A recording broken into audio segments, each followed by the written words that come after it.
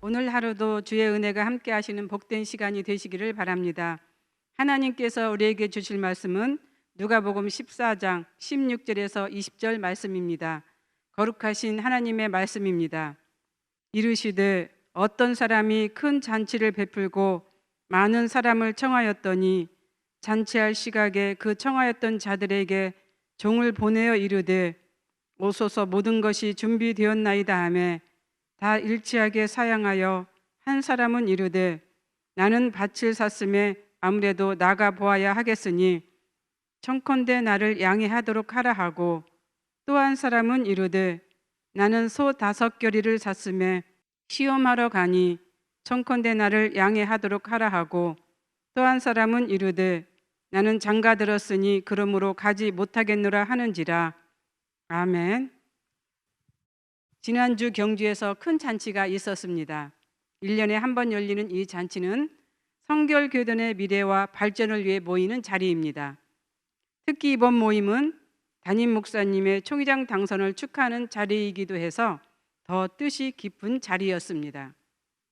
아마 지난주 경주에 다녀오신 분들은 평생에 한 번 있을 자리여서 결코 잊지 않는 잔칫날로 기억될 것입니다. 오늘 본문에도 잔치가 열립니다. 아주 큰 성대한 잔치로 주인은 많은 사람들을 초청을 했습니다. 특히 여기에 초대된 사람들 역시 평생 잊지 못할 자리가 될 것입니다. 그런데 몇 사람이 이 초대에 응하지 않았습니다. 첫 번째 밭을 산 사람입니다. 처음 초대에는 오겠다고 하고선 막상 잔칫날이 되자 자기가 산 밭을 돌아보러 가야 하기 때문에 가지 못한다고 했습니다. 물론 농부에게 밭은 소중합니다. 어떤 형편에서 밭을 샀는지는 모르지만 그래도 중요한 것은 사람과의 약속입니다. 이 약속을 그는 소홀하게 여기고 있습니다. 아마 요즘으로 보면 이 사람은 땅을 사서 재산을 늘리는 사람으로 볼 수 있습니다. 두 번째는 소 5겨리를 산 사람입니다. 소 한 겨리가 2마리인 점을 계산하면 10마리입니다. 꽤 많은 돈을 주고 샀을 것입니다. 물론 이 사람도 농부일 수 있습니다. 하지만 시험이란 단어에서 소를 팔고 사는 장사꾼에 더 가깝습니다.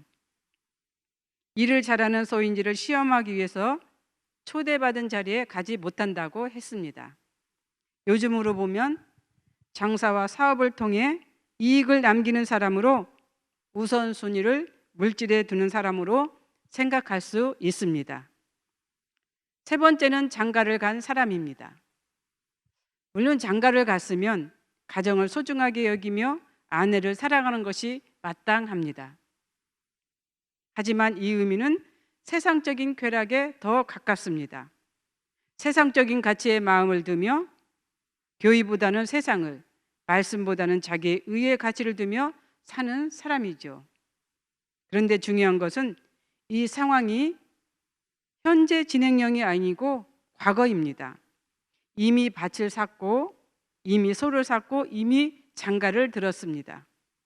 얼마든지 잔치에 다녀와서 자기의 일을 돌아보아도 늦지 않습니다. 세 사람 모두의 공통점은 먼저 자신의 일에 우선순위를 두었다는 데 있습니다.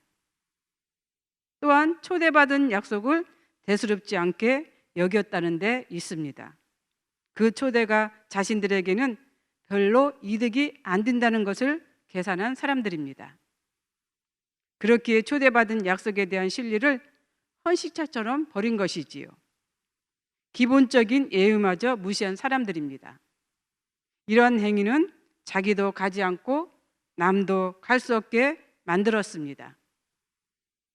이 비유에서 잔치는 천국 잔치를, 주인은 하나님을, 종은 예수 그리스도를 포함한 신구약의 모든 하나님의 사자들을 가리킵니다.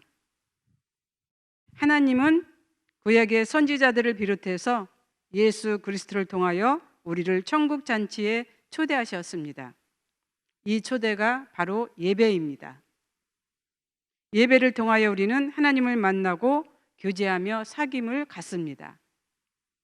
현실적인 의미에서 천국잔치는 교회에서 드리는 예배를 말합니다. 주일 예배를 비롯한 공예배입니다.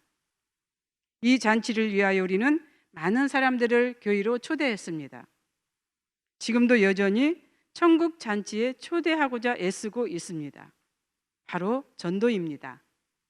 그런데 어떤 사람들은 오늘 본문과 같은 사람들이 있습니다.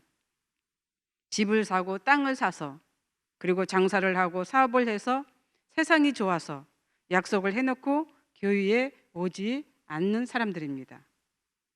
요즘은 코로나 상황에 의하여 전도를 못하고 있습니다. 하지만 몇 년 전까지만 해도 우리 교회는 전도를 참 많이 했습니다. 물론 정착률은 그리 높지 않습니다. 하지만 어찌됐든 한 번이든 두 번이든 그분들이 교회에서 예배를 드린 것이 중요합니다. 언제 어디서든 성락성결교회에서 드린 예배의 한 시간이 그분들에게 소중한 한 시간이 되었으면 좋겠습니다. 그 소중한 한 시간을 위해서 우리가 우리의 할 일을 했다면 이 일 역시 하나님께서 매우 기뻐하실 것입니다. 하지만 천국 잔치를 지상에서의 끝을 맺어서는 안 됩니다. 진정한 하늘나라의 천국 잔치에 초대를 받아야 합니다. 그런데 막상 천국 잔치를 열었을 때 초대를 받지 못했다면 여러분들은 어떤 마음이 되었을까요? 말 그대로 인생을 헛산 것입니다. 아니, 신앙생활 역시 헛되게 한 것입니다. 세상에서의 천국 잔치는 얼마든지 기회가 있습니다. 그러나 하늘나라의 천국 잔치는 기회가 없습니다. 한번 초대받지 못하면 영원히 초대받지 못합니다. 그런 날이 오지 않도록 기도하면서 청함을 받은 그날에 우리 모두 핑계가 없는 성도들이 되었으면 좋겠습니다. 기도하겠습니다.